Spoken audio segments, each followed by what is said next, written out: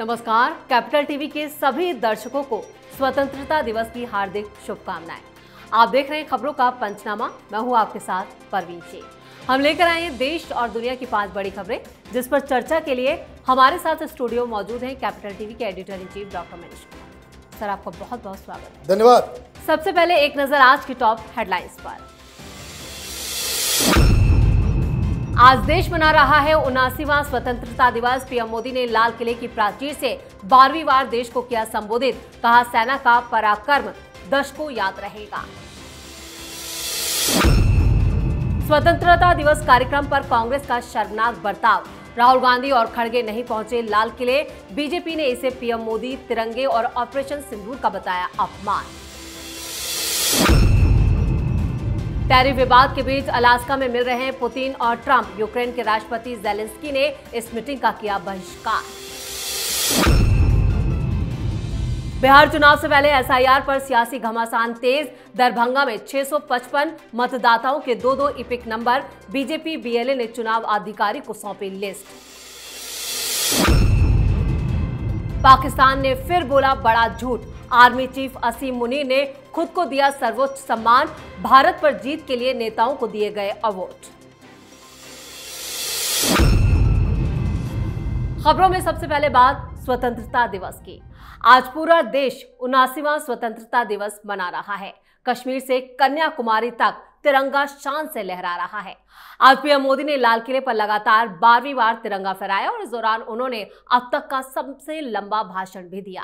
भाषण की शुरुआत ऑपरेशन सिंदूर से की। वहीं ट्रंप के टैरिफ को लेकर भी बता दिया कि भारत नहीं झुकेगा।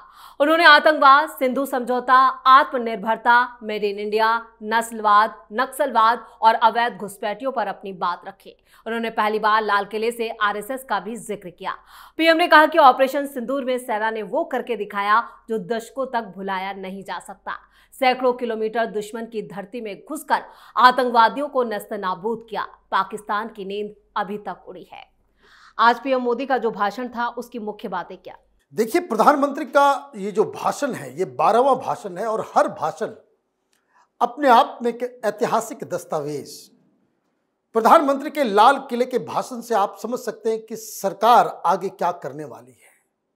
इस भाषण में मिश्रण होता है पास्ट, पिछले 1 साल में आपने क्या किया, अभी क्या क्या प्लान आप कर रहे हो और भविष्य का विजन क्या है, वो बड़ी आसानी से कि जनता जिसे समझ जाए उस भाषा का इस्तेमाल करते हुए लोगों के दिल में अपनी जगह बना लेते हैं। ये ब्यूटी है।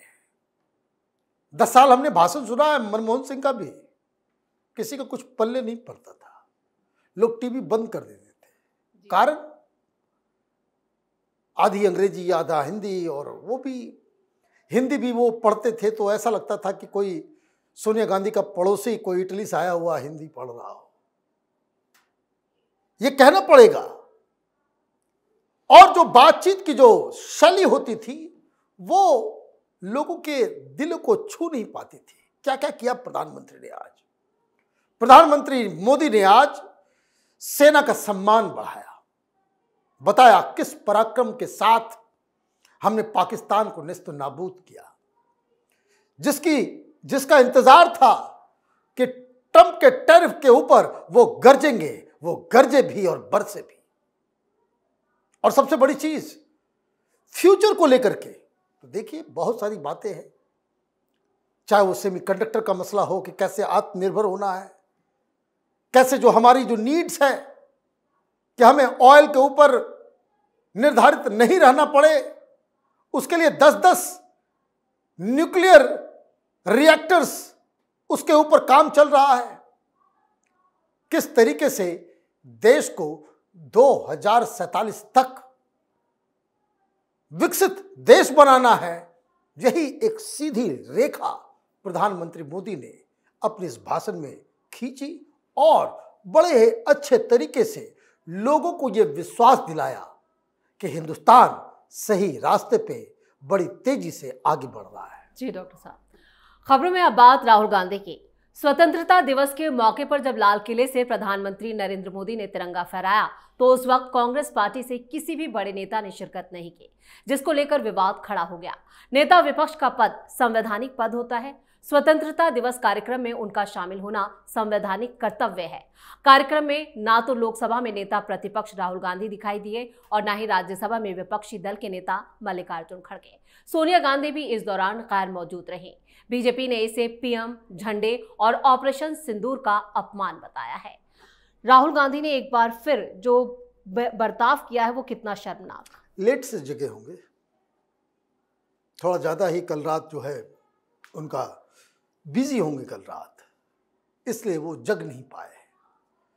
और जिस हिसाब से वो कांग्रेस पार्टी के दफ्तर में जो अलग तमाशा हुआ वहां पे, मुझे समझ में नहीं आता कि फहराए हुए झंडे को लोग कैसे फहरा सकते हैं।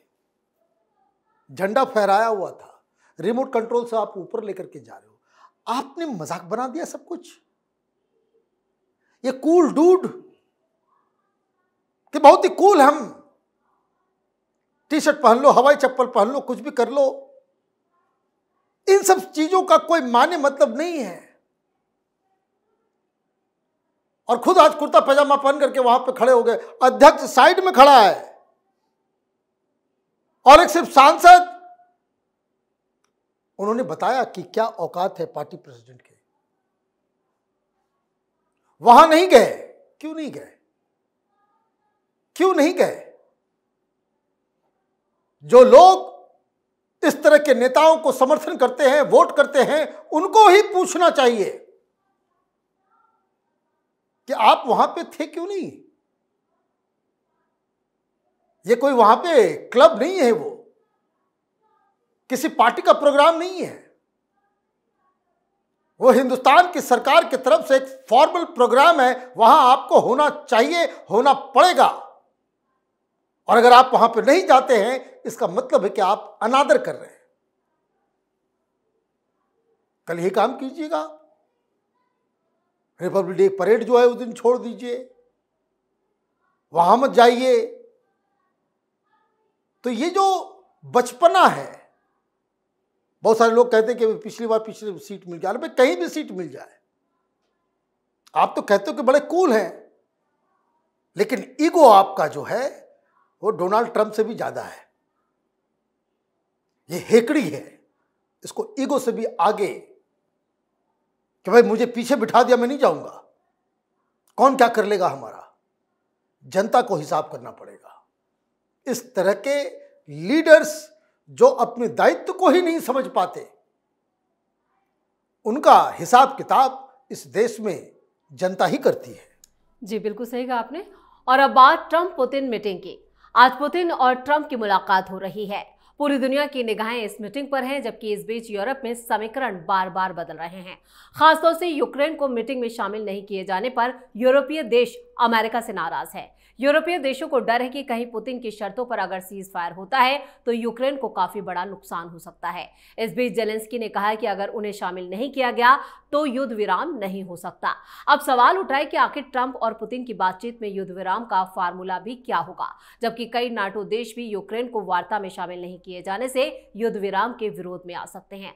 अलास्का में डोनाल्ड ट्रंप और पुतिन के बीच जो मुलाकात हो रही है वो रूस यूक्रेन जंग खत्म करने को लेकर हो रही है। बैठक पर भारत की नजरें भी टिकी हैं।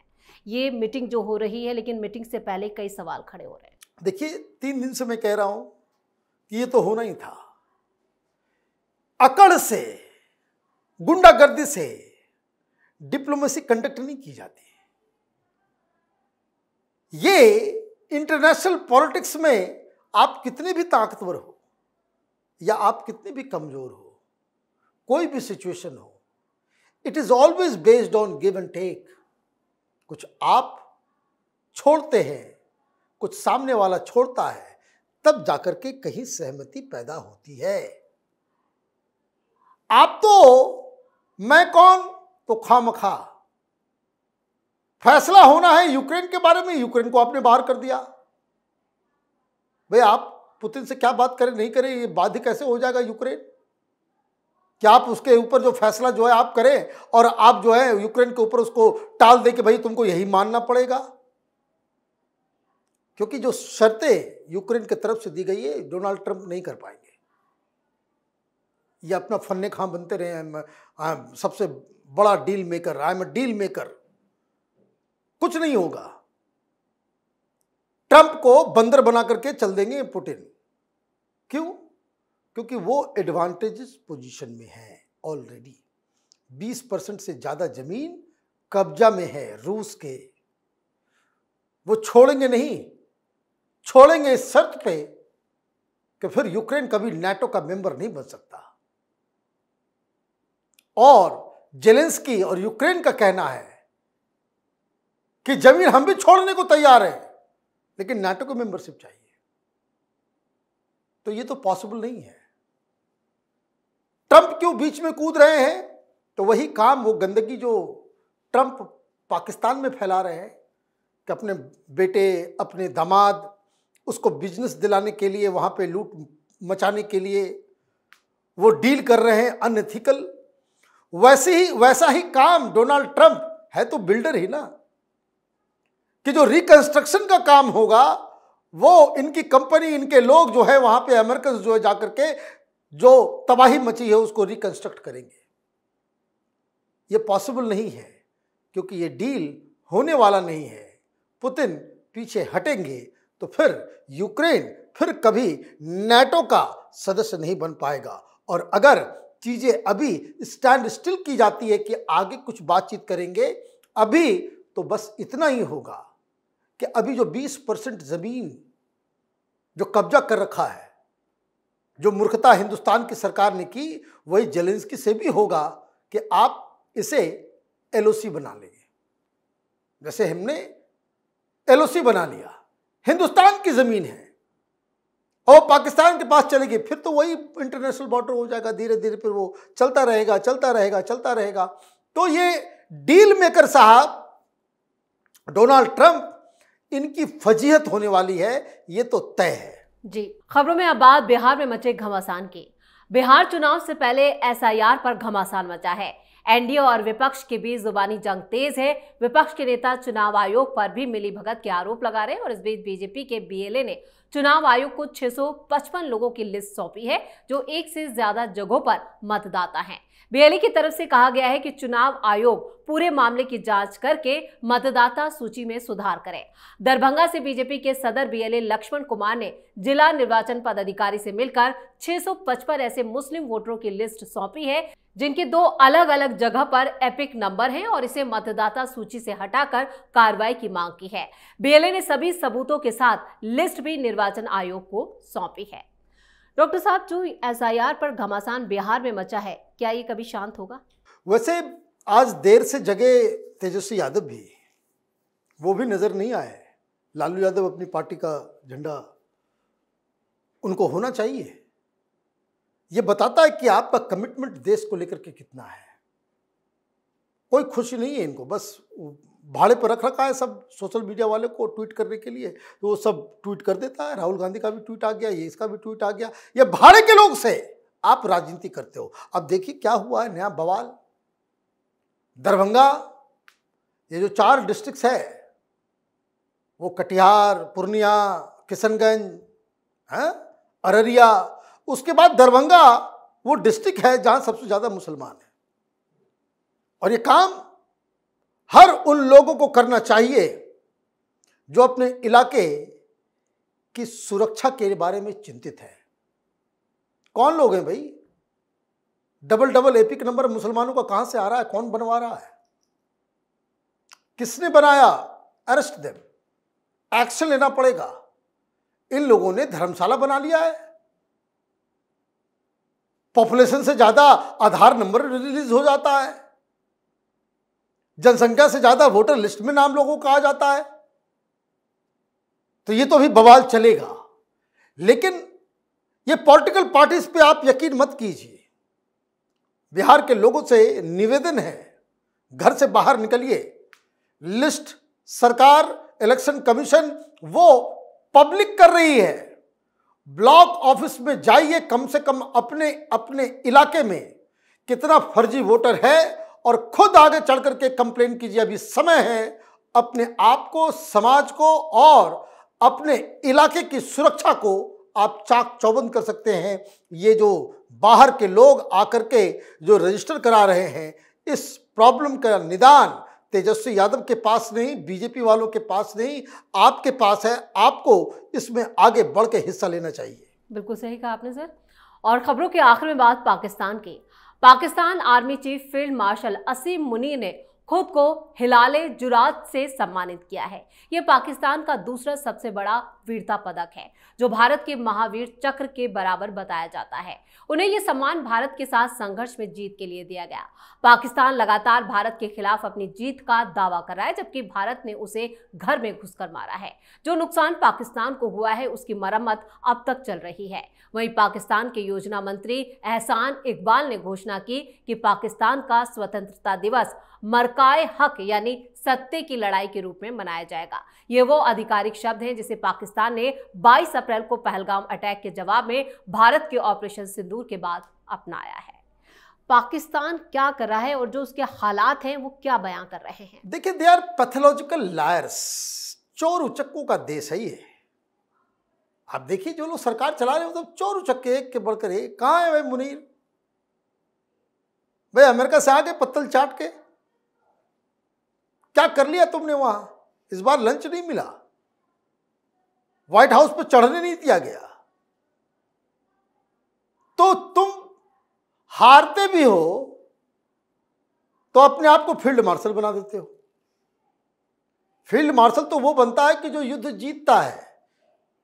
चूहों की तरह ये नॉर्थ ऑफ इस्लामाबाद के बिल में घुसा हुआ था, सुरंग में 6 किलोमीटर अंदर, कि कहीं इसके सिर पे ब्रह्मोस न गिर जाए।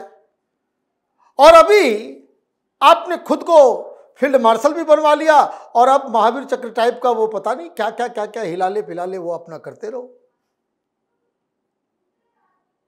और खुद भी लिया और बाकी लोगों को भी दिया। भाई क्या किया तुम लोगों ने? हिंदुस्तान के किसी भी इंस्टॉलेशंस के ऊपर तुमने एक चिड़िया भी मार पाए क्या?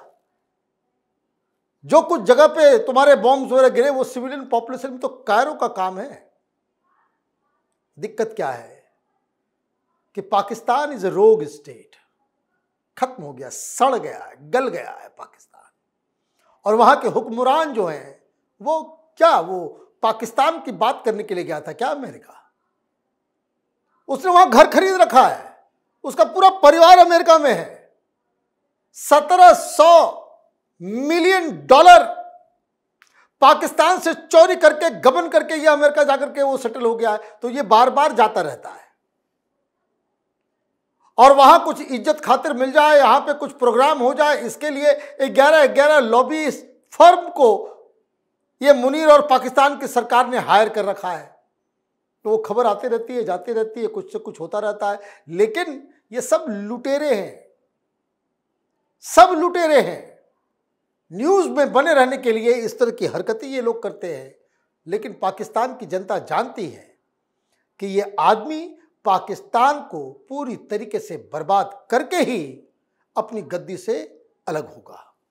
डॉक्टर साहब, इस तमाम जानकारी के लिए और सटीक विश्लेषण के लिए आपका बहुत बहुत धन्यवाद। धन्यवाद। खबरों का पंचनामा में आज के लिए इतना ही। देश और विदेश की बाकी खबरों और उनके सटीक एनालिसिस के लिए देखते रहिए कैपिटल टीवी। वीडियो को लाइक करें, शेयर करें और कैपिटल टीवी को सब्सक्राइब जरूर करें। धन्यवाद।